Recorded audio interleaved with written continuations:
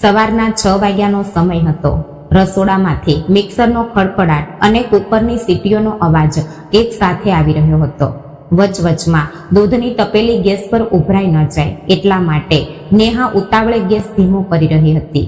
નેહા, અરે મારો વાદળી શર્ટ ક્યાં મૂક્યો છે? કબાટમાં દેખાતો નથી. નેહાના પિતા આનંદરાવ હોલમાંથી જ મોટા અવાજે બૂમ પાડીને બોલ્યા. નેહાએ કપાળ પરનો પરસેવો લૂછતા રસોડામાંથી જવાબ આપ્યો, બાપા, ડાબી બાજુના ખાનામાં ઇસ્ત્રી કરીને સરસ રીતે મૂક્યો છે. જુઓ, અને હા, ચા ટેબલ પર મૂકી છે. ઠંડી થાય તે પહેલા પી લો. નેહા 25 વર્ષની એકદમ સાદી, શાંત અને સમજદાર છોકરી હતી. તેણે બીએડ કર્યું હતું અને ગામની જે ખાનગી શાળામાં પ્રાથમિક શિક્ષિકા તરીકે નોકરી કરતી હતી. તેની માતા મંદાબહેનને ઘૂંટણનો દુખાવો હોવાથી ઘરમાં રસોઈ બનાવવાથી લઈને બાપાની દવાઓ સુધીની તમામ જવાબદારી નેહા એકદમ હસતા મોઢે સંભાળતી હતી. તેનો નાનો ભાઈ રોહન કોલેજમાં ભણતો હતો. થોડીવાર પછી આનંદરાવ ચાનો કપ હાથમાં લઈ રસોડામાં આવ્યા. નેહા રોટલી વણતી હતી. આનંદરાવે તેની સામે જોયું. તેના હાથ ઝડપથી ચાલી રહ્યા હતા. એક જ સમયે શાક હલાવવું, રોટલી વણવી અને રોહનના ટિફિનની તૈયારી કરવી, આ બધું તે એકદમ સહજતાથી કરી રહી હતી. નેહા, આજે નિશાળે જતી વખતે બેંકમાં આંટો મારવાની છે કે? આનંદરાવે પૂછ્યું. હા બાપા, મારો પગાર આવી ગયો છે ને. આજે બેંકમાં જઈને તમારા 5,000 રૂપિયા ઉપાડવાના છે અને રોહનની કોલેજની ફી ભરવાની છે. નેહા રોટલી ફેરવતા બોલી, બેટા, તારા પગારના અડધા પૈસા તો ઘરમાં જ વપરાઈ જાય છે. પોતાના માટે પણ ક્યારેક કંઈક લેતી જા ને. ક્યારેક તહેવાર વારો હોય ત્યારે તો નવો ડ્રેસ લેવો જોઈએ ને. મંદાબહેન હોલમાંથી ધીમે ધીમે ચાલતા આવીને બોલ્યા. નેહાએ હસીને માના ગાલ પર પોતાના હાથનો લોટ લગાડ્યો અને બોલી, માં, મારે શું ખર્ચ છે? નિશાળે જવા માટે 2 ડ્રેસ છે તો ખરા મારી પાસે. અને રોહનનું ભણતર પૂરું થઈ જાય પછી આપણે મોટી ખરીદી કરીશું. ત્યાં સુધી આ પૈસા ઘરમાં જ કામ આવે છે ને. આનંદરાવની આંખોમાં મેળાપ અને વહાલના આંસુ આવી ગયા. તેઓ મંદાબહેનને બોલ્યા, મંદા, આપણી નેહા જે ઘરમાં જશે ને એ ઘરનું સોનું કરી દેશે. જોજે, બધાને એકદમ જીવની જેમ જાળવશે. નેહાએ કમર પર હાથ મૂક્યો અને બનાવટી ગુસ્સાથી બોલી, હા, હવે અત્યારથી જ મને બીજાના ઘરે મોકલવાની તૈયારી શરૂ કરી દો. પહેલા રોહનનું ટિફિન ભરવા દો મને, નહીં તો એ કોલેજ મોડો પહોંચશે. એટલામાં રોહન આંખો છોડતો ત્યાં આવ્યો. બહેન, આજે ટિફિનમાં શું આપ્યું છે? બટાકાનું સૂકું શાક હશે તો હું ટિફિન નહીં લઈ જાઉં. તને જે આપ્યું છે તે ચાનો માનો ખાઈ લેવાનો, વધારે નખરા નહીં કરવાના. નેહાએ તેનો કાન ખેંચીને ટિફિન તેના હાથમાં આપ્યો. ઘરમાં કેવું સરસ હસતું રમતું અને જીવંત વાતાવરણ હતું. પણ આ હસતું રમતું વાતાવરણ એક સાંજે થોડું ગંભીર બની ગયું જ્યારે આનંદરાવના જૂના મિત્ર શ્યામરાવ ઘરે આવ્યા. આનંદરાવ નેહા માટે એક ઉત્તમ માગું લાવ્યું છે. છોકરો શહેરમાં પોતાના રેડીમેડ કપડાનો ધંધો કરે છે. નામ સુમિત છે, પોતાનું ઘર છે, ગાડી છે અને સૌથી મહત્વની વાત એ છે કે દહેજ બહેજ કંઈ જોઈતું નથી તેમને. સાદો માણસ છે. શ્યામરાવે ચા પીતા પીતા બતાવ્યું. છોકરો સ્વભાવે કેવો છે? કારણ કે મને પૈસા કરતા મારી નેહાની ચિંતા વધારે છે. આનંદરાવે ચિંતાતુર સાદે પૂછ્યું. અરે, મેં પોતે તપાસ કરી છે. સુમિત ખૂબ શાંત અને સમજદાર છે.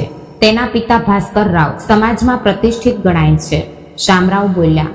2 દિવસ પછી નક્કી થયા મુજબ સુમિત પોતાના પરિવાર સાથે નેહાને જોવા આવવાનો હતો. ઘરમાં સવારથી જ દોડધામ શરૂ થઈ ગઈ હતી. મંદાબહેને સોફાના કવર બદલ્યા. રોહનને દુકાનેથી તાજી મીઠાઈ લાવવા મોકલ્યો. નેહા અંદરના રૂમમાં સાડી પહેરી રહી હતી. તેના હાથ થોડા ધ્રુજી રહ્યા હતા.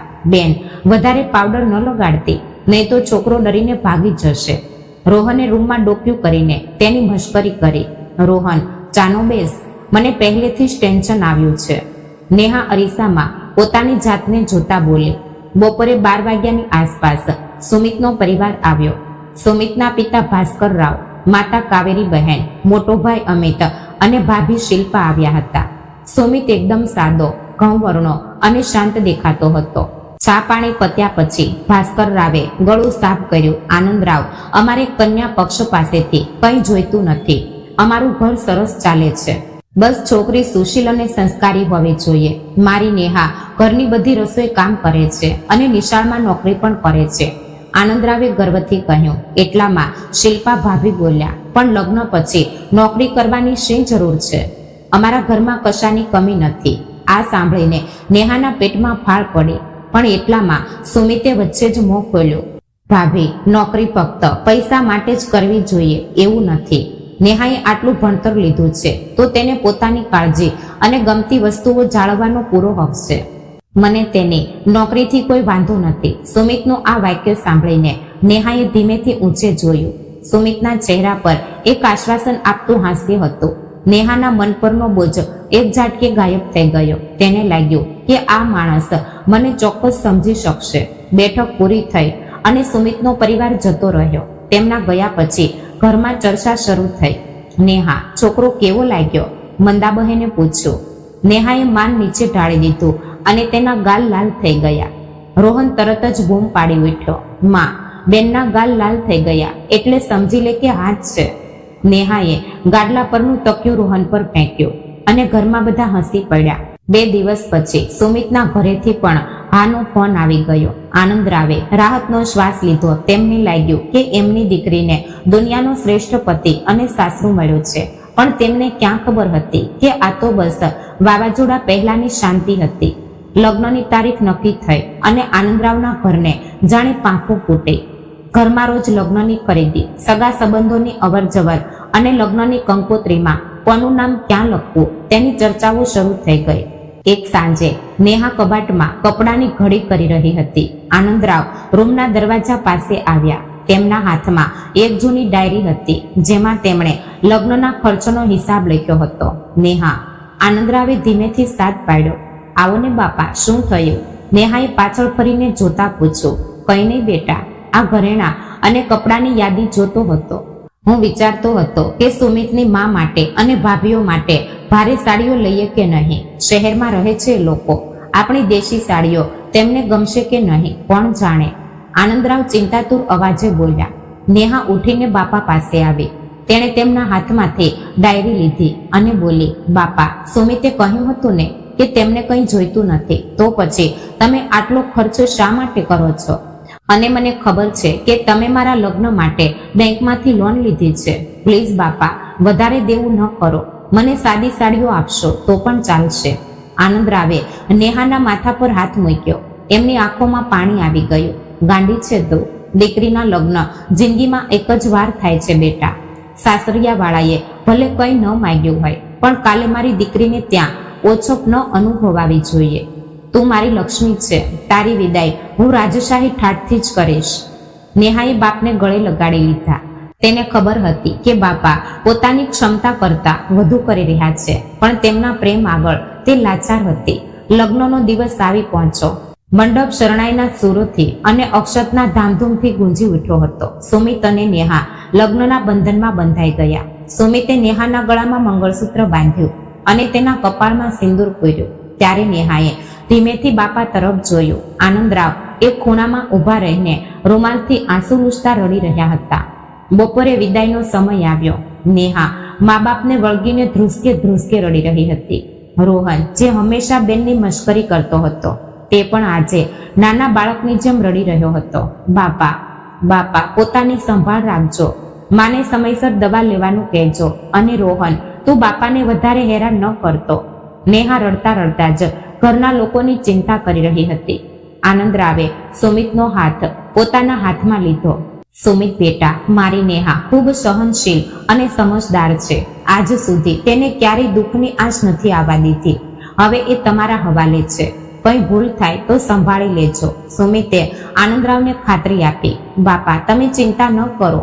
નેહા મારા ઘરમાં હંમેશા ખુશ રહેશે. નેહા ગાડીમાં બેઠી. ગાડી ચાલુ થઈ. તેણે પાછળ ફરીને જોયું. તેની માં દરવાજામાં જ કમર પર હાથ મૂકીને રડતી ઊભી હતી. અને બાપા ગાડીની પાછળ થોડે દૂર સુધી ચાલતા આવ્યા હતા. નેહાએ આંખો બંધ કરી લીધી. તે એક નવી દુનિયામાં નવા માણસો વચ્ચે પગ મૂકી રહી હતી. શહેરના મોટા ઘરમાં નેહાનો ગૃહ પ્રવેશ થયો. પહેલી રાત જેમ તેમ દબાણમાં વીતી ગઈ. બીજા દિવસે સવારે બરાબર 5:30 વાગ્યે નેહાના રૂમના દરવાજા પર જોરથી ઠોક વાગી. નેહા ચમકીને જાગી ગઈ. સાડીનો પલવટ સરખો કરતા તેણે ઉતાવળે દરવાજો ખોલ્યો. સામે સાસુ કાવેરી બહેન ઊભા હતા. તેમના ચહેરા પર કોઈ મમતા નહોતી. ઉઠી કે? ચાલો. શહેરના ઘરમાં આટલો સમય ઊંઘવાની ટેવ નથી હોતી. 6:45 થઈ ગયા છે. ઘરના બધાનો ચા નાસ્તો પતાવવાનો હોય છે. મોટી વહુ શિલ્પા હજી ઉઠી નથી, કારણ કે તેને રાત્રે ઊંઘતા મોડું થયું હતું. તું નવી છે તો આજની ચા તું જ બનાવ, કાવેરી બહેને હુકમના અવાજે કહ્યું. હા સાસુજી, હું 5 મિનિટમાં મોં હાથ ધોઈને રસોડામાં આવું છું, નેહાએ નમ્રતાથી કહ્યું. નેહા રસોડામાં આવી. ઘર મોટું હતું, પણ રસોડામાં વસ્તુઓ ક્યાં મૂકી છે તે તેને ખબર નહોતી. તે ખાંડ અને ચાની પત્તીના ડબ્બા શોધતી હતી. એટલામાં શિલ્પા ભાભી આંખો છોડતા રસોડામાં આવ્યા. અરે નેહા, ચા હજુ નથી બની કે? બાપા 6:45 વાગે ચા પીવે છે. તેમને મોડું થાય તે જરાય ચાલતું નથી. શિલ્પાએ કપાળે કરસલી પાડતા પૂછ્યું. ભાભી, એ ખાંડનો ડબ્બો જડતો નહોતો. નેહાએ ડરતા ડરતા કહ્યું. એ ઉપરના ખાનામાં છે, જો અને સાંભળ, ચામાં આદુ અને એલચી બરાબર વાટીને નાખજે. બાપાને મોળી ચા જોઈએ છે, સુમિતને વધારે ખાંડવાળી અને અમિતને ચામાં દૂધ ઓછું જોઈએ છે. દરેકની પસંદગી યાદ રાખજે, નહીં તો સવાર સવારમાં ઘરમાં બૂમાબૂમ શરૂ થઈ જશે. શિલ્પાએ એકી શ્વાસે સૂચનાઓ આપી અને તે પોતે હોલમાં જઈને સોફા પર બેસી ગઈ. નેહાએ મનમાં ભગવાનનું નામ લીધું અને દરેકની પસંદગી મુજબ ચા બનાવી. તેને સાસુજીને ચાનો કપ આપ્યો. કાવેરી બહેને ચાનો એક ઘૂંટડો લીધો અને કપ ટેબલ પર જોરથી મૂકી દીધો. શું નેહા, ચામાં ખાંડ આટલી બધી કેમ નાખી? સુમિતની ચાની ખાંડ આમાં નાખી દીધી કે શું? અને દૂધ બરાબર ઉકાળ્યું નહોતું કે શું? ચા સાવ સ્વાદ વગરની લાગે છે, કાવેરી બહેન કડવા અવાજે બોલ્યા. નેહાનો ચહેરો ઉતરી ગયો. સોરી સાસુજી, કાલથી હું બરાબર ધ્યાન રાખીશ. એટલામાં સુમિત ત્યાં આવ્યો. તેણે નેહાનો ઉતરી ગયેલો ચહેરો જોયો. શું થયું માં, સવાર સવારમાં કેમ ખીજાય છે? ચા તો સરસ બની છે. સુમિતે ચાનો ઘૂંટડો લેતા નેહાનો પક્ષ લેવાનો પ્રયત્ન કર્યો. અરે હા, તને તો હવે વહુના હાથનું બધું સારું લાગશે. અમે આટલા વર્ષોથી ચા બનાવીએ છીએ, અમને તો સ્વાદની ખબર જ પડતી નથી ને. કાવેરી બહેને મેણું માર્યું. સુમિત શાંત થઈ ગયો. તેણે નેહા સામે જોયું અને ધીમેથી આંખોથી જવા દે એવો ઈશારો કર્યો. નેહાએ વાત આગળ ન વધારી. તેણે મનમાં વિચાર્યું કે નવું ઘર છે, શરૂઆતમાં આવું થોડું ઘણું તો થશે જ, આપણે જતું કરવું પડશે. પણ નેહાને ખબર નહોતી કે આ તો બસ સાસરિયાના રોજના ત્રાસનો પહેલો જ દિવસ હતો. દિવસો એક પછી એક વીતતા ગયા. નેહાએ સાસરિયાના દરેક માણસનો સ્વભાવ, તેમની પસંદ નાપસંદ સમજવાનો પ્રયત્ન શરૂ કરી દીધો હતો. પણ તેમને સમજાઈ રહ્યું હતું કે આ ઘરમાં તે ગમે તેટલું સારું વર્તે, છતાં સાસુજી અને શિલ્પા ભાભીના મોંમાંથી પ્રશંસાનો એક શબ્દ પણ નીકળતો નહોતો. લગ્નને 1.5 મહિનો થઈ ગયો હતો. શાળા શરૂ થયાને 15 દિવસ વીતી ગયા હતા. પણ નેહા રજા પર હતી. છેવટે એક રાત્રે જમ્યા પછી બધા હોલમાં બેઠા હતા. ત્યારે નેહાએ હિંમત કરીને નોકરીનો વિષય કાઢવાનું નક્કી કર્યું. બાપા, નેહાએ ભાસ્કરરાવને ધીમેથી સાદ પાડ્યો. ભાસ્કરરાવે પેપર પરથી નજર હટાવીને તેની સામે જોયું. બોલ નેહા, શું થયું? એ મારી શાળાની રજાઓ પૂરી થઈ ગઈ છે.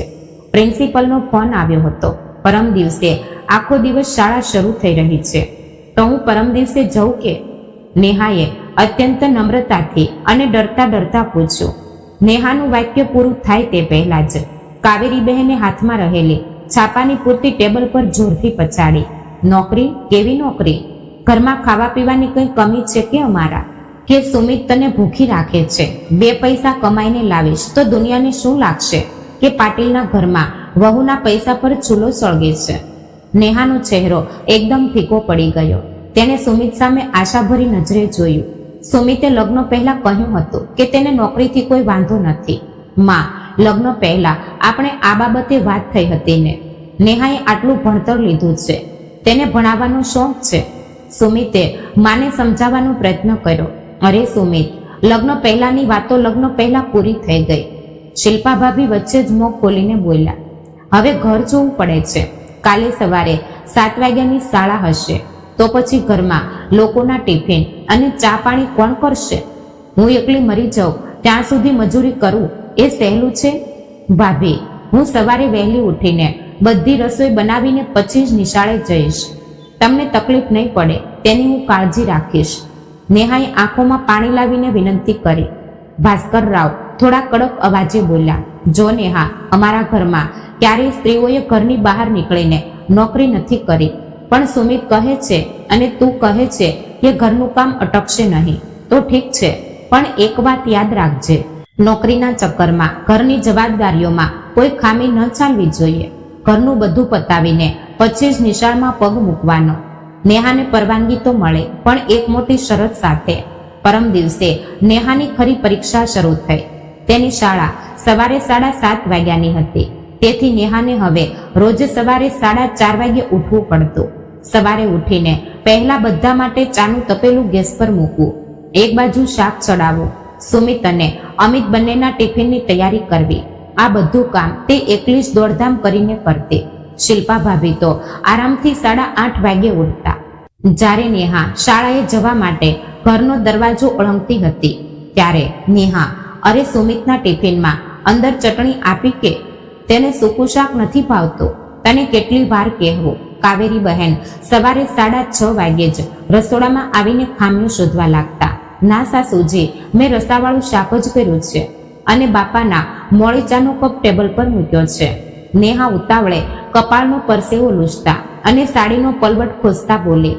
શાળામાં આખો દિવસ નાના બાળકોને ભણાવીને અને બૂમો પાડીને તેની પૂરી તાકાત પૂરી થઈ જતી.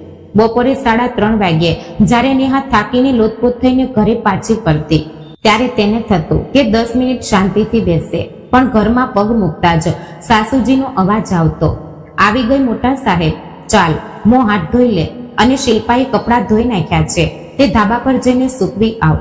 મારે સંધ્યા કાળની પૂજાની તૈયારી કરવી છે, દીવો પ્રગટાવી લે. નેહા બેગ સોફા પર મૂકીને ધાબા પર કપડાં સૂકવવા જતી.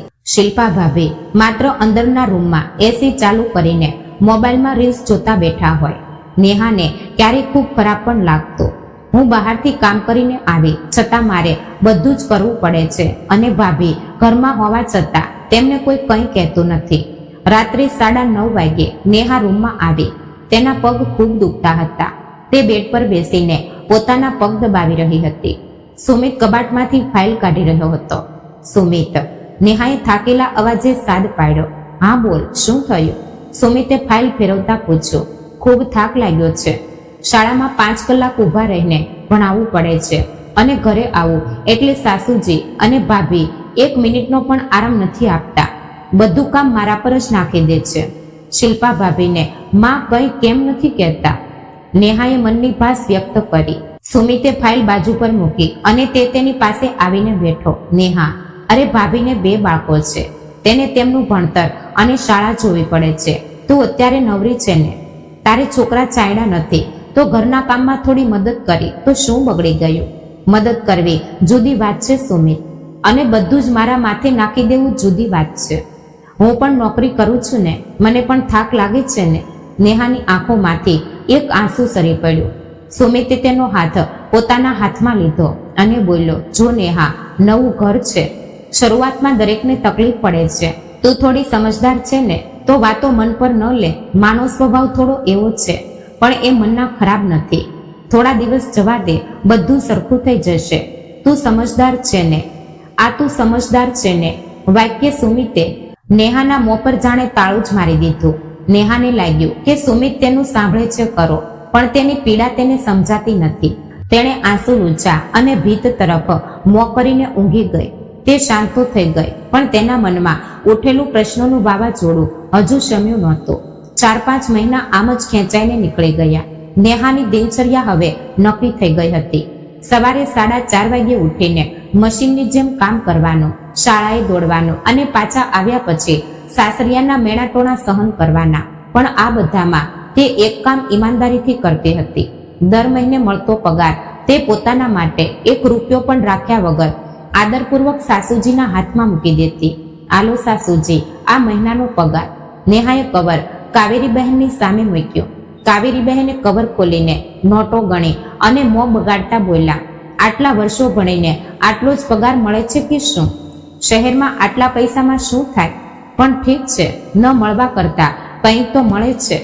પ્રશંસાનો એક શબ્દ તો દૂર રહ્યો, પણ સાસુજીના આ શબ્દોથી નેહાનું મન કંટાળી ગયું. દરમિયાન સુમિત અને અમિતના કપડાના ધંધામાં મોટી મંદી આવી ગઈ હતી. બજારમાં ઉધાર આપેલા લાખો રૂપિયા અટવાઈ ગયા હતા અને નવા માલ માટે વેપારીઓના ફોન પર ફોન આવી રહ્યા હતા. આને લીધે ઘરમાં રોજ સાંજે પૈસા બાબતે કચકચ અને ઝઘડા શરૂ થઈ ગયા હતા. ઘરનું હસતું રમતું વાતાવરણ સાવ ગાયબ થઈ ગયું હતું. એક દિવસ શનિવાર હતો. નેહા શાળાએથી વહેલી આવી ગઈ હતી અને રસોડામાં રાતના રસોઈ માટે કોબીજ સુધારી રહી હતી.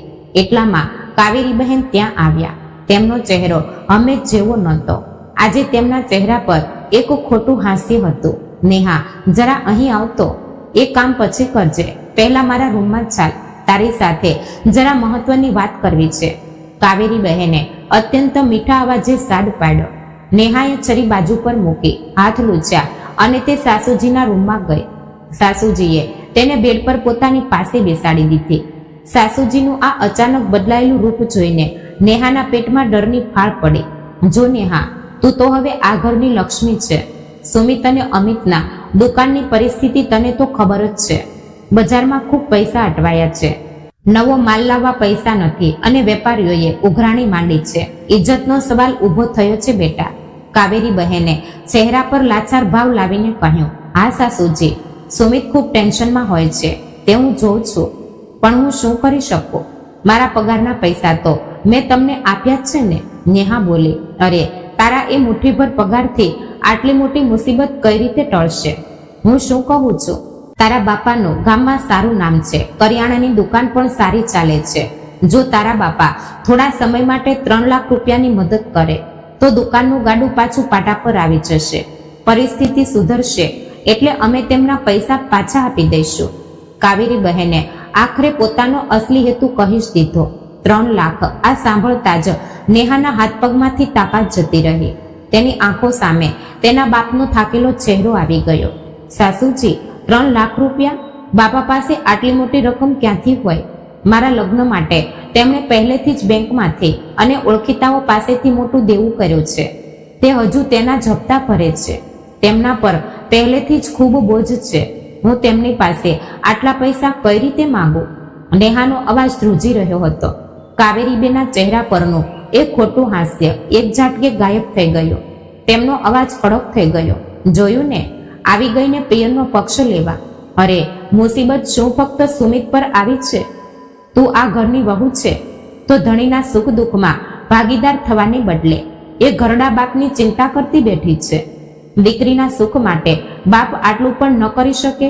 પણ સાસુજી, એમની પરિસ્થિતિ નથી. નેહાએ રડમસ થઈને કહેવાનો પ્રયત્ન કર્યો. રાખ તારું એ રડવાનું તારી પાસે. તને વિચાર કરવા કહ્યું છે. જા હવે. કાવેરી બહેને તેને રૂમ બહાર હાંકી કાઢી. રાત્રે હંમેશાની જેમ નેહાએ સુમિત સાથે વાત કરવાનો પ્રયત્ન કર્યો. સુમિત બેડ પર અઢેલીને માથે હાથ મૂકીને બેઠો હતો. સુમિત, આજે સાસુજીએ મને તેમના રૂમમાં બોલાવી હતી. તે બાપા પાસેથી 3 લાખ રૂપિયા માંગવાનું કહેતા હતા. તમે જ તેમને કહો ને. મારા બાપાની સ્થિતિ નથી આટલા પૈસા આપવાની. નેહાએ આશાથી સુમિતનો હાથ પકડ્યો. સુમિતે એક ઊંડો શ્વાસ મૂક્યો અને તેનો હાથ આંચકી બોલ્યો. નેહા, માં શું ખોટું કહે છે? દુકાનની હાલત તું જુએ છે ને. હું કેટલા માનસિક તણાવમાંથી પસાર થઈ રહ્યો છું તે તને દેખાતું નથી? જો તારા બાપા થોડા મહિના માટે મદદ કરે તો અમારો ધંધો બચી જશે. અને શું અમે એ પૈસા બચાવી જવાના છીએ? પછી પાછા આપી દઈશું ને. સુમિત, તમને કેમ સમજાતું નથી? બાપાએ મારા લગ્ન માટે પોતાનું ભવિષ્ય દાવ પર લગાવી દીધું છે.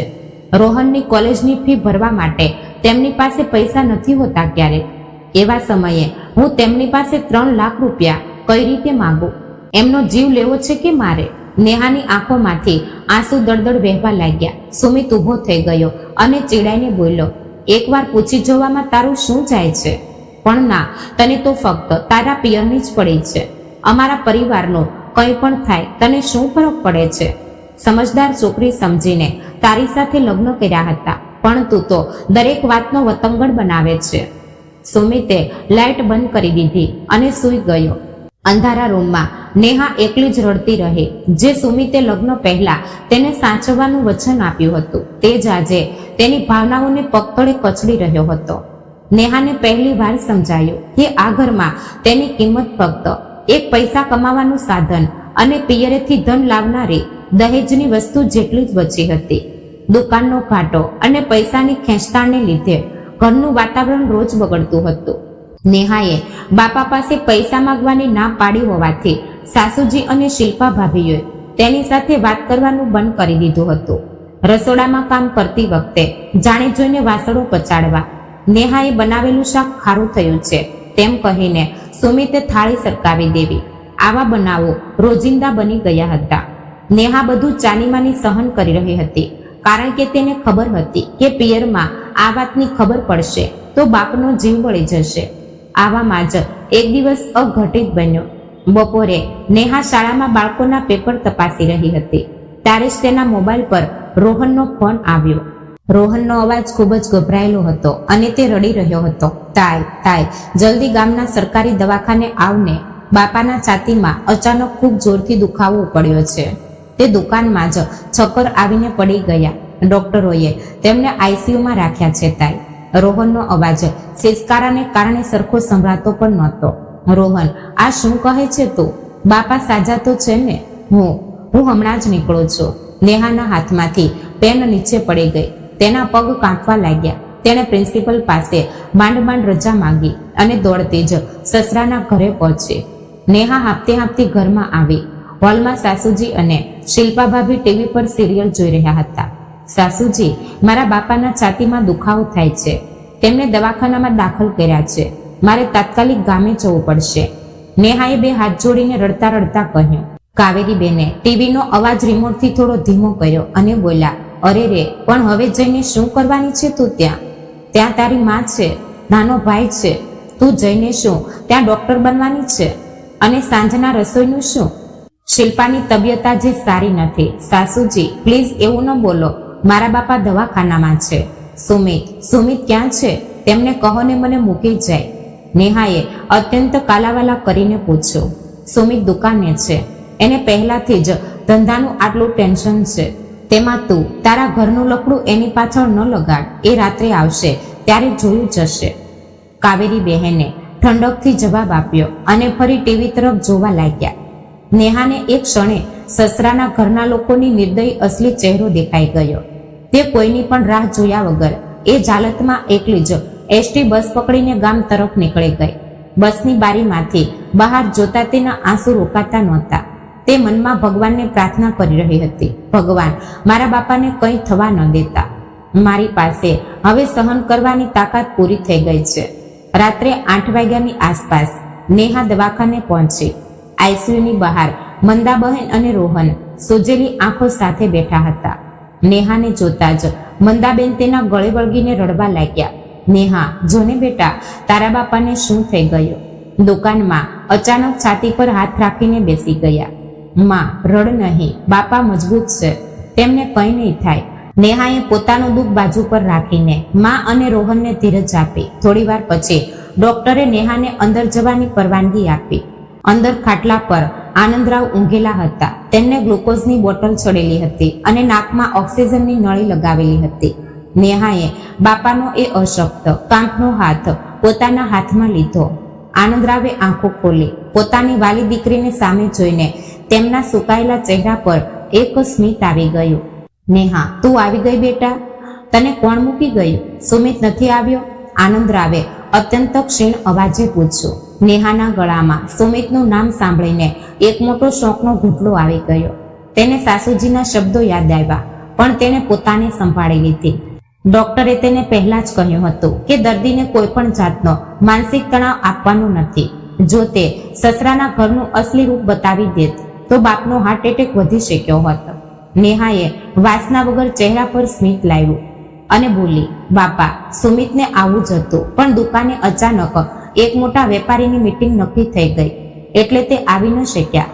તેમણે મને ઉતાવળે બસમાં બેસાડી દીધી અને કહ્યું કે બાપાની સંભાળ રાખજે, તે કાલે ચોક્કસ આવશે. એમ? ખૂબ જ સારો છે હો સુમિત, મને એની ચિંતા હતી. તું સુખી છે ને નેહા? સસરાના લોકો તને ત્રાસ તો નથી આપતા ને? કોઈ પૈસાની અડચણ તો નથી ને ત્યાં? આનંદરાવે ચિંતાપૂર્વક તેની આંખોમાં આંખ પરોવીને પૂછ્યું. નેહાએ પોતાની આંખો ફેરવી લીધી જેથી આંખોના આંસુ બાપાને દેખાય નહીં. તેણે બાપાનો હાથ પોતાના કપાળે લગાવ્યો અને બોલી, બાપા, હું ખૂબ સુખી છું. સાસુજી તો મારી બિલકુલ પોતાની દીકરીની જેમ સંભાળ રાખે છે. શિલ્પા ભાભી મને રસોડામાં વધારે કામ પણ નથી કરવા દેતા અને સુમિત તો મારા બધા હઠ પૂરા કરે છે.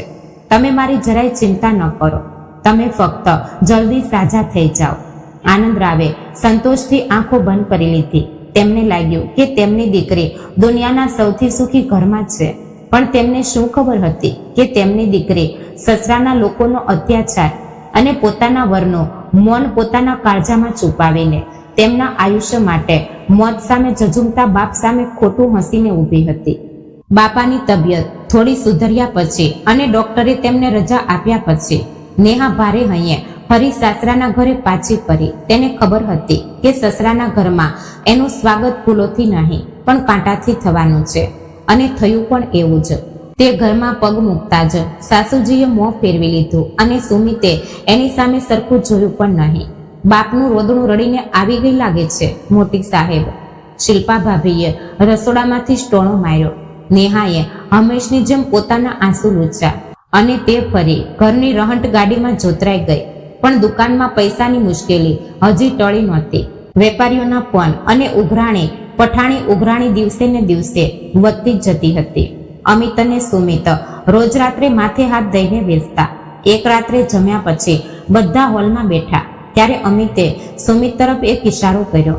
સુમિતે થોડો ગળો સાફ કર્યો અને નેહા તરફ જોઈને બોલ્યો, નેહા, મારે તારી સાથે એક જરૂરી વાત કરવી છે. નેહાએ હાથમાંથી પાણીની ડોલ બાજુ પર રાખી. બોલો ને, શું થયું? એ દુકાનની ભેંસ ઉકેલવા કાલે બપોર સુધીમાં 2 લાખ રૂપિયાની ભારે જરૂર છે. બજારમાંથી ક્યાંય પૈસાની સગવડ થતી નથી. બા કહેતા હતા કે તારા લગ્નમાં બાપાએ જે દાગીના આપ્યા હતા ને, એ સોનાના ઝાંઝર, એ હાર અને વીંટીઓ, એ જો આપણે કેટલાક મહિના માટે બેંકમાં ગીરો મૂકી દઈએ તો પૈસાની સગવડ થઈ જશે. જેવો બજારમાંથી પૈસા આવશે હું તારા દાગીના છોડાવી લાવીશ. સુમિતે અત્યંત સહજતાથી પોતાનો વિચાર રજૂ કર્યો. નેહા ત્યાં જ થંભી ગઈ. તેના શરીરમાંથી જાણે વીજળી પસાર થઈ ગઈ. એ દાગીના ફક્ત સોનાના ટુકડા નહોતા, પણ તેના પિતાએ રાત દિવસ કિરાણાની દુકાનમાં પરસેવો પાડીને, દેવું કરીને અને સ્વાભિમાન માટે બનાવેલા લગ્નના દાગીના હતા. સુમિત, મારા દાગીના? નેહાનો અવાજ બીક અને દુઃખથી ધ્રુજવા લાગ્યો. એ દાગીના મારા બાપાએ પોતાનું પેટ કાપીને મારા માટે બનાવ્યા છે, અને તમે મને પૂછ્યા વગર આ નિર્ણય કેવી રીતે લઈ શકો? વીતેલી વખતે સાસુજીએ માંગેલા 3 લાખ રૂપિયા મેં બાપા પાસે ન માંગ્યા, એટલે હવે તમે મારા દાગીના પર ડોળો રાખ્યો? નેહાનું વાક્ય પૂરું થાય તે પહેલા જ કાવેરીબેન સોફા પરથી ઊભા થઈ ગયા. શું નેહા, શું બોલી તું? દાગીના પર ડોળો? અરે, એ દાગીના શું તારા પિયર લઈ જવાની છે? આ ઘરની વહુ છે તું. ઘરની આબરૂ જોખમમાં આવી છે. વરની દુકાન ડૂબવા લાગી છે અને તને તારા દાગીનાની પડી છે. શિલ્પાએ લગ્ન પછી તેના બધા દાગીના અમિતના ધંધા માટે આપી દીધા હતા. એણે ક્યારે આવો વિરોધ નથી કર્યો. એના પિયરના લોકો પૈસાની મદદ નથી કરતા અને પોતાના દાગીના આપતાય આનો જીવ ઊંચો નીચો થાય છે. પણ સાસુજી શિલ્પા ભાભીના દાગીના એમની સંમતિથી લીધા હશે. સુમિતે તો મને સાદું પૂછવું પણ નહીં. નેહાએ રડતા રડતા પોતાનો પક્ષ રાખવાનો પ્રયત્ન કર્યો. શિલ્પા ભાભી વચ્ચે જ મોં બગાડતા બોલ્યા, અરે બા, શા માટે એને કરગરો છો? આજકાલની છોકરીઓને કુટુંબ સાથે કોઈ લેવા દેવા હોતી નથી. એમને તો ફક્ત પોતાના નખરા અને દાગીના છાપવા હોય છે. ઘર ચલાવવાની જવાબદારી શું ફક્ત અમારી જ છે? નેહાએ સુમિત તરફ અત્યંત આશા અને કાલાવાલાથી જોયું. સુમિત, પ્લીઝ કહો ને એમને કંઈક. બીજી કોઈ સગવડ કરો ને, મારા દાગીના ન લો. સુમિતે નેહાની આંખોમાં ન જોતા પોતાની નજર ચોરી લીધી અને છેડાઈને બોલ્યા, નેહા, આટલું નાટક ન કર. હું શું તારા દાગીના ચોરીને વેચી નથી રહ્યો. કુટુંબની જરૂર છે એટલે ગીરો મૂકું છું. 2-3 મહિનાની જ વાત છે. પૈસાની સગવડ થશે એટલે પાછા લાવી આપીશ. કાલે સવારે કબાટમાંથી દાગીનાનો ડબ્બો કાઢીને મારા હાથમાં આપી દેજે. મારે દુકાને વહેલા જવું છે. સુમિતના આ શબ્દોએ નેહાની બચેલી કૂચેલી આશાઓ પર પણ પાણી ફેરવી દીધું. તેને સમજાઈ ગયું કે જે વરને તે પોતાનું સર્વસ્વ માનતી હતી તેણે તેની લાગણીઓની, તેના સ્વાભિમાનની કોઈ કિંમત નહોતી. બીજા દિવસે સવારે ભારે હાથે નેહાએ પોતાના કબાટમાંથી દાગીનાનો ડબ્બો કાઢ્યો. તેની આંખો આંસુથી ભરેલી હતી. તેણે એ ડબ્બો સુમિતના હાથમાં આપ્યો. સુમિતે એક સાદો થેન્ક યુ પણ કહ્યા વગર એ ડબ્બો પોતાના બેગમાં નાખ્યો અને ઘરમાંથી નીકળી ગયો. નેહા ત્યાં જ જમીન પર બેસીને સિસકારા ભરીને રડતી રહી. ઘરના લોકોને લાગ્યું કે તેમણે પરિસ્થિતિ પર માત કરી દીધી છે, પણ તેમને શું ખબર હતી કે તેમણે નેહાના મનમાં સસરાના ઘરના સંબંધોનો કાયમ માટે ગળો ઘોંટી દીધો હતો. દિવસો વીતતા ગયા અને મહિનાઓ વીતતા ગયા, પણ નેહાના દાગીના કોઈ પાછા આવ્યા નહીં. જ્યારે પણ નેહા સુમિતને પૂછવાનો પ્રયત્ન કરતી ત્યારે તે કાં તો બજારમાં મંદી છે, હજુ સગવડ થઈ નથી કહીને બૂમો પાડતો અથવા વિષય ટાળીને ઓરડા બહાર નીકળી જતો. હવે તો લગ્નને પૂરા 3 વર્ષ થઈ ગયા હતા. આ 3 વર્ષમાં નેહા જાણે એ ઘરની એક વગર પગારની નોકર અને પગાર લાવી આપતી મશીન બની ગઈ હતી. સાસુજી અને શિલ્પા ભાભીનો ત્રાસ હવે માનસિક સ્તરથી ક્યારેક શારીરિક સ્તર પર જવા લાગ્યો હતો. ઘરમાં તેની ભૂલ ન હોવા છતાં તેના પર હાથ ઉપાડવો, તેને ધક્કો મારવો એ રોજનું થઈ ગયું હતું. પણ નેહા પોતાના આઈ બાપા અને ભાઈના વિચારોથી બધું જ મનમાં ને મનમાં ગળી જતી હતી. એક સાંજે ગામે આનંદરાવ દુકાનમાં હિસાબ કરતા બેઠા હતા. તેટલામાં જ તેની ગલીમાં રહેતા અને કેટલાક દિવસો પહેલા શહેરમાં પોતાના સંબંધીઓને ત્યાં ગયેલા વિમળા કાકી દુકાનમાં આવ્યા. તેમણે આજુબાજુ જોયું અને અત્યંત ધીમા અવાજે આનંદરાવને પૂછ્યું, આનંદરાવ, આપણી નેહા સાજી નરવી તો છે ને? સસરાના ઘરે બધું બરાબર તો ચાલે છે ને? આનંદરાવે હાથમાંથી પેન બાજુ પર રાખી અને આશ્ચર્યથી પૂછ્યું, હા બરાબર છે ને. પરમ દિવસે જ ફોન પર વાત થઈ છે એની સાથે. હંમેશની જેમ ખુશ છે એ. પણ તમે એવું કેમ પૂછો છો વિમળાબેન? વિમળા કાકીએ કપાળ પર હાથ માર્યો અને બોલ્યા, અરે શું કહું તમને, પરમ દિવસે હું શહેરમાં સરકારી દવાખાને મારી બહેનને બતાવવા ગઈ હતી. ત્યાં મેં નેહાને જોઈ. તેના કપાળ પર મોટી પટ્ટી બાંધેલી હતી અને તે ખૂબ અશક્ત અને સુકાયેલી દેખાતી હતી. મેં એને બૂમ પાડી, પણ એની સાસુએ એને ઉતાવળે રિક્ષામાં બેસાડી દીધી અને ત્યાંથી નીકળી ગયા. નેહાએ મારી તરફ જોયું, પણ તે કંઈ બોલી નહીં. મને કેવું લાગ્યું એટલે થયું કે તમને એકવાર પૂછી લઉં. વિમળા કાકીના આ શબ્દો સાંભળીને આનંદરાવના કાળજાનો ધબકારો છૂટી ગયો. તેમના હાથમાંથી પેન નીચે પડી ગઈ. તેમણે તરત જ ખિસ્સામાંથી મોબાઈલ કાઢ્યો અને નેહાને ફોન લગાવ્યો. હેલો નેહા બેટા, તું સાજી તો છે ને? તું દવાખાને ગઈ હતી? આનંદરાવનો અવાજ ચિંતાથી કાપતો હતો. ફોન પર પેલે પારથી કેટલાક સેકન્ડ પૂરી શાંતિ હતી. ફક્ત નેહાના અટકતા શ્વાસનો અવાજ આવતો હતો. પછી તેણે પોતાને સંભાળતા ખોટા અવાજે કહ્યું, ના તો બાપા, હું શા માટે દવાખાને જાઉં? હું શાળામાં છું અને એકદમ મજામાં છું. અરે પણ વિમળાબેને તને શહેરમાં દવાખાને જોઈ છે, તારા કપાળે વાગ્યું છે એવું એ કહે છે. આનંદરાવ બોલ્યા, અરે બાપા, વિમળા કાકીની કોઈ ભૂલ થઈ હશે. શહેરમાં મારા જેવી દેખાતી ઘણી છોકરીઓ હશે. હું ઘરે જ છું અને એકદમ આનંદમાં. નેહાનું વાક્ય પૂરું થાય તે પહેલા જ ફોનની પાછળથી સાસુ કાવેરીબેનનો અવાજ આનંદરાવના કાને પડ્યો. કોની સાથે બડબડ કરે છે? એ ફોન બંધ કર અને નીચે આવ પેલા. બાપા, સાસુજી બોલાવે છે, હું પછી ફોન કરું છું. નેહાએ ઉતાવળે ફોન કાપી નાખ્યો. આનંદરાવે ફોન કાનથી દૂર કર્યો. તેમના મનમાં હવે શંકા અને બીકનું મોટું વાવાઝોડું ઊભું થઈ ગયું હતું. નેહાની એ ગભરાયેલી હાલત અને પાછળથી આવેલો સાસુજીનો એ અવાજ, કંઈક તો ચોક્કસ ગડબડ હતી. મંદા, હું કાલે સવારે શહેરે નીકળું છું. નેહાને કહ્યા વગર એના ઘરે જઈશ. મારી દીકરી મારાથી કંઈક બહુ મોટું દુઃખ છુપાવે છે. આનંદરાવે મક્કમપણે નિર્ણય લીધો. બીજા દિવસે સવારે અનંતરાવે દુકાનેથી તાજા પેંડા લીધા, નેહાને ભાવતી મીઠાઈ લીધી અને તેના માટે એક સુંદર સાડી ખરીદી. બપોરે 1 વાગ્યાના સુમારે તે શહેરના એ મોટા બંગલા સામે પહોંચ્યા.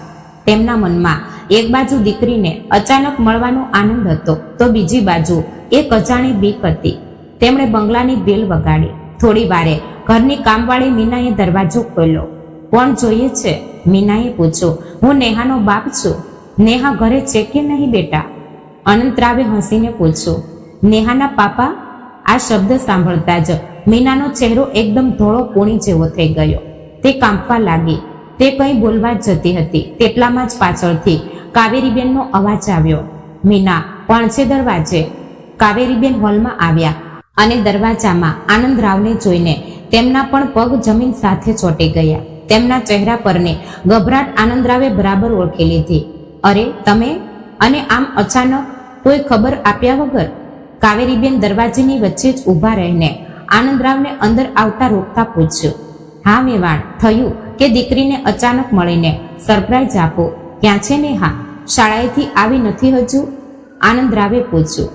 તે નેહા ઘરમાં નથી, તે બજારમાં ગઈ છે શાકભાજી લેવા, કાવેરીબેન બોલ્યા. તેટલામાં શિલ્પા ભાભી અંદરના રસોડામાંથી આવ્યા અને બોલ્યા. અરે બા, નેહા તો મંદિરે ગઈ છે ને પૂજા માટે. આનંદરાવે બંને તરફ જોયું. સાસુ કહે છે કે બજારમાં ગઈ છે અને મોટી વહુ કહે છે મંદિર ગઈ છે. વેવાણ, નક્કી ક્યાં ગઈ છે નેહા? એક સેકન્ડમાં તે બજારમાં અને મંદિરમાં એકસાથે કેવી રીતે જઈ શકે? આનંદરાવનો અવાજ હવે ગંભીર થઈ ગયો હતો. તેમણે ખિસ્સામાંથી ફોન કાઢ્યો અને નેહાના નંબર પર કોલ કર્યો. ઘરની અંદર જ પાછળના ભાગે ક્યાંક નેહાના મોબાઈલની રિંગ વાગવા લાગી અને બે જ રિંગમાં કોઈકીએ ફોન કાપી નાખ્યો. એનો ફોન તો ઘરમાં જ વાગે છે. ફોન ઘરમાં રાખીને તે બજારમાં કે મંદિરમાં કેવી રીતે જશે? આનંદરાવે સીધો પ્રશ્ન પૂછ્યો. અરે એ ઉતાવળમાં ભૂલી ગઈ હશે. તમે બહાર જ ઊભા રહો, હું એને શોધવા માણસ મોકલું છું. કાવેરીબેને ફરી તેમને બહાર ધકેલવાનો પ્રયત્ન કર્યો. આનંદરાવ ફરીને બહાર જવા લાગ્યા. તેટલામાં જ ઘરના પાછળના ખૂણાના એક અંધારા ઓરડામાંથી કાચ ફૂટવાનો મોટો અવાજ આવ્યો અને એ પછી અત્યંત દર્દથી ભરેલો અને રડવાનો અવાજ આવ્યો. બાપા, બચાવો બાપા! એ અવાજ નેહાનો જ હતો. આનંદરાવના પગ નીચેની જમીન સરકી ગઈ. હાથમાંનો મીઠાઈનો ડબ્બો બાજુ પર ફેંકીને તે સાસુજી અને શિલ્પા ભાભીને બાજુ પર ખસેડતા સીધા ઘરની અંદર દોડ્યા. નેહાની એ દર્દનાક બૂમ સાંભળ્યા પછી પિતાનું કાળજું સાવ ફાટી ગયું. તે કોઈનું સાંભળ્યા વગર ઘરના પાછળના અંધારા કોરિડોર તરફ દોડ્યા. પાછળ સાસુ કાવેરીબેન અને શિલ્પા ભાભી તેમની પાછળ દોડતા હતા અને બૂમો પાડતા હતા. અરે ઊભા રહો, ત્યાં ક્યાં જાઓ છો? ત્યાં જૂનો સામાન રાખ્યો છે. પણ આનંદરાવ રોકાયા નહીં. તે પાછળના એક નાના ઓરડા પાસે આવીને અટક્યા. એ ઓરડાના દરવાજાને બહારથી એક મોટું તાળું મારેલું હતું અને ઓરડાની બારીનો કાચ હમણાં જ ફૂટેલો દેખાતો હતો. નેહા, નેહા અંદર છે કે બેટા? આનંદરાવે દરવાજા પર હાથ મારીને જોરથી બૂમ પાડી. અંદરના ઓરડામાંથી ફક્ત સિસકારા અને કરગરબાનો અવાજ આવ્યો. બાપા, તમે અહીંથી જતા રહો, પ્લીઝ અહીંથી જતા રહો, નહીં તો આ લોકો તમને પણ મારશે. નેહાનો એ ડીંકથી કાંપતો અવાજ સાંભળીને આનંદરાવના પગ નીચેથી જમીન જ ખસી ગઈ. તે ગુસ્સાથી ફર્યા અને પાછળ ઉભેલા કાવેરીબેનને બોલ્યા. વેવાણ, આ તાળાની ચાવી ક્યાં છે? જલ્દી આ તાળું ખોલો, હું કહું છું તમને. કાવેરીબેન ચહેરા પર ખોટું આંસુ લાવ્યા અને બોલ્યા. અરે ભાઈ સાહેબ, તમે નકામો ગેરસમજ કરી રહ્યા છો. એ ઓરડો જૂના સામાનનો છે, તેમાં કંઈ કચરો અટવાયો હશે. નેહા તો બહાર જ ગઈ છે. આનંદરાવે સંતાપથી ખિસ્સામાંથી મોબાઈલ કાઢ્યો. તમે તાળાની ચાવી આપો છો કે હું પોલીસને ફોન કરું? મારી દીકરીને તમે અંદર પૂરી રાખી છે. આ ફોજદારી ગુનો છે. પોલીસ શબ્દનું નામ સાંભળતા જ શિલ્પા ભાભી અને કાવેરીબહેનના ચહેરા ધોળા પડી ગયા.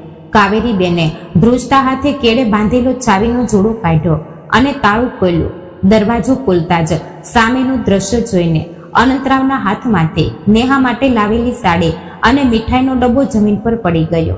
ઓરડામાં બધે અંધારું હતું. જમીન પર નેહા એક ખૂણામાં વિખરાયેલા વાળ સાથે બેઠી હતી.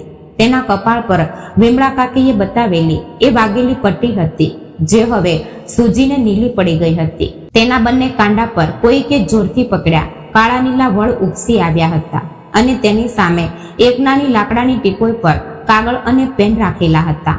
નેહા, આનંદરાવ દોડીને તેની પાસે ગયા અને તેને ભેટી પડ્યા. બાપને સામે જોતા જ નેહા તેમના ગળે વળગીને ધ્રુસકે ધ્રુસકે રડી પડી. બાપા, તમે અહીં કેમ આવ્યા? કેમ આવ્યા? બેટા, આ શું હાલત કરી મૂકી છે તારી આ રાક્ષસોએ? શું ચાલી રહ્યું છે આ ઘરમાં? આનંદરાવની આંખો આંસુઓથી ભરાઈ ગઈ હતી. તેટલામાં કાવેરીબેન દરવાજા પાસે ઊભા રહીને બૂમો પાડવા લાગ્યા. શું ચાલી રહ્યું છે? શું પૂછો છો? તમારી આ વાલી દીકરીએ અમારા ઘરની આબરૂ ધૂળમાં મેળવી છે. એણે કબાટમાંથી શિલ્પા અને મારા બચેલા દાગીના ચોર્યા અને તમને પિયર મોકલી દીધા. અમે ફક્ત તેની પાસેથી એણે કરેલી ચોરીની કબૂલાત લખાવી રહ્યા છીએ. આનંદરાવે ટીપોઈ પરનો એક કાગળ ઉપાડ્યો. તેના પર લખ્યું હતું, હું નેહા કબૂલ કરું છું કે મેં સસરાના દાગીના ચોરીને મારા પીર બાપા પાસે મોકલી દીધા છે. આનંદરાવે નેહાના ચહેરા પર હાથ ફેરવ્યો અને પૂછ્યું, મારી આંખોમાં આંખ પરોવીને કહે, ખરેખર તે એવું કંઈ કર્યું છે બેટા? નેહાએ રડતા રડતા ના પાડી, ના બાપા, મેં કશું જ ચોર્યું નથી. મારા પોતાના દાગીના તો સુમિતે ગયા વર્ષે જ દુકાનના નામે ગીરો મૂક્યા હતા. તે હજુ સુધી પાછા આવ્યા નથી. હવે ઘરમાંથી ભાભીના દાગીના ગાયબ થયા તો સાસુજી અને ભાભી મને આ ઓરડામાં પૂરીને મારઝૂડ કરીને આ કાગળ પર સહી કરાવવા માંગે છે. મને 2 દિવસથી ભૂખી રાખી છે બાપા. તને કબાટની ચાવી મળી કેવી રીતે? એ તો હંમેશા તારી પાસે જ રહેતી હતી ને? શિલ્પા ભાભીએ બૂમ પાડી. તેટલામાં ખૂણામાં ઊભેલી કામવાળી મીના આગળ આવી. તેની આંખોમાં પણ પાણી હતું. તે બોલી, ના મોટી વહુ, ખોટું ન બોલો. કબાટની ચાવી હંમેશા સાસુજી કેળે જ હોય છે. અને 2 દિવસ પહેલા રાત્રે જ્યારે નેહા દીદી ઊંઘતા હતા ત્યારે મેં મોટા ભાઈને કબાટમાંથી દાગીનાનો ડબ્બો કાઢતા મારી પોતાની આંખોથી જોયા છે. મીનાના આ શબ્દો સાંભળતા જ કાવેરીબેન અને શિલ્પા ભાભી જાણે બરફની જેમ થીજી ગયા. બરાબર એ જ સમયે સુમિત અને અમિત દુકાનેથી ઘરે આવ્યા. હોલમાં ભીડ જોઈને તે બંને પાછળના જ એ ઓરડા તરફ આવ્યા. સામે આનંદરાવને અને નેહાની એ હાલત જોઈને સુમિત ત્યાં જ રોકાઈ ગયો. સુમિત બેટા, આનંદરાવે સુમિતનો હાથ પકડ્યો. તું તો ભણેલો ગણેલો છોકરો છે ને? તને તો ખબર હતી ને કે તારી બાયડીને અહીં ચોર ઠેરવીને 2 દિવસથી ઓરડામાં પૂરીને મારવામાં આવે છે. સુમિતે નેહા તરફ જોયું, પછી મા તરફ જોયું અને મોં નીચું કરીને બોલ્યો, બાપા, મને ચોરીની વાત ખબર હતી પણ ઓરડામાં પૂરી રાખ્યાનું મને ખબર નહોતું. નેહાએ સુમિત તરફ જોયું. તેની આંખોમાં હવે આંસુ નહોતા પણ એક પ્રચંડ ગુસ્સો અને તિરસ્કાર હતો. તે બોલી, સુમિત, તમને ઓરડામાં પૂર્યાનું ખબર નહોતું ને? પણ બાકી બધું તો ખબર હતું ને? તમારા માએ જ્યારે મારા બાપા પાસે 3 લાખ રૂપિયા માંગ્યા ત્યારે તમે ચૂપ હતા. મારા દાગીના જ્યારે તમે કાઢી લીધા ત્યારે તમે ચૂપ હતા. મને રોજ જે ટોણા મારવામાં આવતા ત્યારે પણ તમે ચૂપ જ હતા. સુમિત, તમે મારા પર ક્યારેય હાથ નથી ઉપાડ્યો એ સાચું છે, પણ જ્યારે તમારું કુટુંબ મને જીવતી મારી રહ્યું હતું ત્યારે તમારું આ ઘાતક મન મને એ મારઝૂડ કરતા પણ વધારે ઘાવ આપી રહ્યું હતું. સુમિત શાંત રહ્યો. તેની પાસે નેહાને આપવા માટે કોઈ જવાબ નહોતો. અમિતે શરૂઆતમાં ના પાડવાનો પ્રયત્ન કર્યો પણ મીનાએ ભાંડો ફોડી દીધાને લીધે અને આનંદરાવે પોલીસમાં જવાની ધમકી આપવાને લીધે આખરે સત્ય સામે આવી ગયું. દુકાનની ખોટ લાપવવા માટે અમિતે શિલ્પાના બચેલા દાગીના પણ ચોરીને બજારમાં વેચી દીધા હતા અને શિલ્પાને પણ ખબર હતી. પણ પોતાના મોટા દીકરાની અને વરની આબરૂ બચાવવા સાસુ અને ભાભી મળીને નેહાનો બલિદાન આપી રહ્યા હતા, જેથી કાલે પોલીસે પૂછપરછ કરી તો નેહા પર ગુનો ઢોળી શકાય. આનંદરાવે નેહાનો હાથ મજબૂતીથી પકડ્યો અને અત્યંત ગંભીર અવાજે બોલ્યા, વેવાણ, જે ઘરની આબરૂ એક નિર્દોષ છોકરીને ચોર ઠેરવીને અને એને જીવતી મારીને બચાવવામાં આવતી હોય એવા ઘરની આબરૂ પર થોકું છું હું. ચાલ નેહા, ચાલ મારી સાથે. આ નરકમાં તારે 1 સેકન્ડ પણ રહેવાની જરૂર નથી. કાવેરીબેન પાછળથી બૂમ પાડવા લાગ્યા. આજે જો આ ઘરનો ઉમરો ઓળંગીને ગઈને નેહા, તો આ ઘરમાં ફરી ક્યારેય પગ મૂકવા નહીં દઉં, સમજી લેજે. નેહાએ ફરીને સાસુજી તરફ જોયું અને અત્યંત શાંત પણ ધીર ગંભીર અવાજે બોલી, સાસુજી, જે ઘરમાં દીકરીને આદર અને સુરક્ષા મળતા નથી તે ઘરનું પગથિયું ફરી ચડવાનો મને કોઈ શોખ નથી. તમારું આ ઘર તમને જ મુબારક હો. નેહાએ પોતાના પિતાનો હાથ પકડ્યો અને સસરાનો એ મોટો બંગલો કાયમ માટે પાછળ છોડી દીધો. સસરાના એ મોટા બંગલાનો ઉમરો ઓળંગતા જ નેહાનો સંયમ છૂટી ગયો. તે રસ્તા પર જ પિતાના ગળે વળગીને ધ્રુસકે ધ્રુસકે રડવા લાગી. એનું આખું શરીર બીકથી કાંપતું હતું. બાપા, મને માફ કરી દો, મેં તમારાથી બધું છુપાવ્યું. મને લાગ્યું હતું કે તમને આ ખબર પડશે તો તમારી તબિયત વધારે બગડશે, પણ મારા લીધે આજે તમારે આટલો અપમાન સહન કરવો પડ્યો. નેહા રડતા રડતા બોલી. આનંદરાવ તેના વાસા પર વહાલથી હાથ ફેરવ્યો અને તેના આંસુ લૂછતા બોલ્યા, ગાંડી, માફી તારે નહીં, મારે માગવી જોઈએ. તું દર વખતે ફોન પર હું ખુશ છું એવું કહેતી રહી અને હું એક મૂર્ખ બાપ તારા શબ્દો પર વિશ્વાસ કરતો રહ્યો. દીકરીનું દુઃખ સાંભળીને કોઈ પણ બાપ ભાંગી પડતો નથી, પણ મારી દીકરી આટલી મોટી મુશ્કેલી એકલી સહન કરતી હતી એ સમજતા તેનો આત્મા ચોક્કસ તૂટી જાય છે. હવે તું ચિંતા ન કર, તારો બાપ હજુ જીવતો છે. સાંજે જ્યારે નેહા આનંદરાવ સાથે ગામમાં પોતાના ઘરે પહોંચી ત્યારે દરવાજે ઉભેલા માં મંદાબેન અને ભાઈ રોહન નેહાની એ હાલત જોઈને સ્તબ્ધ થઈ ગયા. મંદાબેને દોડીને નેહાની નજર ઉતારી અને એને મજબૂતાઈથી ભેટી પડ્યા. મારી સોના જેવી દીકરી, શું કરી મૂક્યું આ લોકોએ? નેહા, તું ચિંતા ન કર, આ ઘર તારું છે અને હંમેશા તારું જ રહેશે. મંદાબેન રડતા રડતા બોલ્યા. રોહને બહેનનો હાથ પકડ્યો અને બોલ્યો, તાઈ, હવે તારે ક્યાંય જવાનું નથી. તારો આ નાનો ભાઈ હવે મોટો થઈ ગયો છે અને તને કોઈ કમી નહીં આવવા દે. પિયરના આ વહાલ સોયા સ્પર્શે નેહાના ઘાવ પર જાણે મલમ લગાવી દીધો. પછીના 4-5 મહિના નેહાએ પોતાને સંભાળવામાં વિતાવ્યા. તેણે ગામની જ એક શાળામાં ફરી શિક્ષિકાની નોકરી શરૂ કરી. રોજ સવારે નાના બાળકોના નિર્દોષ ચહેરાઓમાં અને તેમને ભણાવવામાં તે પોતાનું દુઃખ ભૂલવા લાગી હતી. તેનો ખોવાયેલો આત્મવિશ્વાસ ધીમે ધીમે પાછો આવી રહ્યો હતો. તેના ચહેરા પર હવે સસરાના ઘરની બીક નહોતી, પણ એક અલગ જ તેજ હતું. એવામાં જ એક દિવસ બપોરના સમયે નેહા શાળાએથી ઘરે આવી હતી ત્યારે દરવાજે એક ગાડી આવીને અટકી. ગાડીમાંથી સુમિત નીચે ઉતર્યો. એનો ચહેરો ઉતરેલો હતો અને કપડાં સાદા હતા. તે ઘરમાં આવ્યો. આનંદરાવ અને મંદાબેને તેના તરફ જોયું, પણ કોઈએ તેનું સ્વાગત ન કર્યું. નેહા, મારે તારી સાથે વાત કરવી છે, સુમિત અત્યંત નરમ અવાજે બોલ્યો. નેહા રસોડામાંથી બહાર આવી. તેનો અવતાર એકદમ શાંત અને મક્કમ હતો. બોલો સુમિત, શું વાત કરવી છે? નેહા, મને મારી ભૂલ સમજાઈ ગઈ છે. હું માં અને ભાઈ સાથે ખૂબ ઝઘડ્યો. મેં એ ઘર છોડી દીધું છે અને ભાઈની દુકાન પણ છોડી દીધી છે. શહેરમાં એક બીજી કંપનીમાં મેં નાની એવી નોકરી લીધી છે અને એક નાનો ફ્લેટ ભાડે લીધો છે. હું તને અહીં હુકમ છોડવા કે લેવા નથી આવ્યો. હું ફક્ત એ કહેવા આવ્યો છું કે 3 વર્ષ હું જે મોં બંધ રાખીને રહ્યો એ મારી સૌથી મોટી ભૂલ હતી. સુમિતે મોં નીચું રાખીને પોતાની ભૂલ કબૂલ કરી. નેહાએ એક ઊંડો શ્વાસ લીધો અને બોલી, સુમિત, તમે મારા પર ક્યારેય હાથ નથી ઉપાડ્યો. એ તમે હંમેશા ગર્વથી કહેતા હતા, પણ તમને ખબર છે, હાથ ન ઉપાડવો એ જ સારો પતિ હોવાનું લક્ષણ નથી. જ્યારે તમારું કુટુંબ મારા સ્વાભિમાનના લીરે લીરા ઉડાડતું હતું ત્યારે તમારી આ પ્રાણઘાતક ચૂપકીદી પણ એ મારઝૂડ જેટલી જ ક્રૂર હતી. તમે કુટુંબ બચાવવાની ધૂનમાં પોતાનો સંબંધ જ તોડી નાખ્યો. મને ખબર છે નેહા, મેં ખૂબ મોટો ગુનો કર્યો છે, પણ મને પોતાને બદલવાની એક તક આપો. આપણે એ ઘરમાં ક્યારેય પાછા નહીં જઈએ. આપણે બંને અલગ રહેશું. સુમિતે 2 હાથ જોડીને વિનંતી કરી. નેહાએ સુમિત તરફ જોયું. તેના મનમાં હવે કોઈ ગુસ્સો નહોતો, ફક્ત એક સ્પષ્ટતા હતી. તે બોલી, સુમિત, હું તમને તરત જ માફ નહીં કરું અને તરત જ તમારી સાથે પણ નહીં આવું. મને થોડો સમય જોઈએ છે. મારે જોવું છે કે તમે ખરેખર બદલાયા છો કે આ ફક્ત થોડા દિવસનું નાટક છે. પણ એક વાત યાદ રાખજો, હું નોકરી નહીં છોડું. મારા આયુષ્યના નિર્માણો મને પૂછ્યા વગર લેવામાં નહીં આવે અને ભવિષ્યમાં જો મારા પર કે કોઈ પણ નિર્દોષ વ્યક્તિ પર અન્યાય થશે તો તમે ચૂપ નહીં રહો. આ જો તમને મંજૂર હોય તો જ આપણે આગળનો વિચાર કરીશું. સુમિતે નેહાની શરતો મંજૂર કરી અને તે ત્યાંથી નીકળી ગયો. નેહાએ તેને પૂરેપૂરો બદલવા માટે કેટલાક મહિનાનો સમય આપ્યો. જ્યારે તેને ખાતરી થઈ ગઈ કે સુમિત હવે ખરેખર સ્વાભિમાની અને મજબૂત બન્યો છે, ત્યારે તેણે તેની સાથે એક નવા ભાડાના ઘરમાં પોતાના સંસારની એક સ્વાભિમાનની શરૂઆત કરી.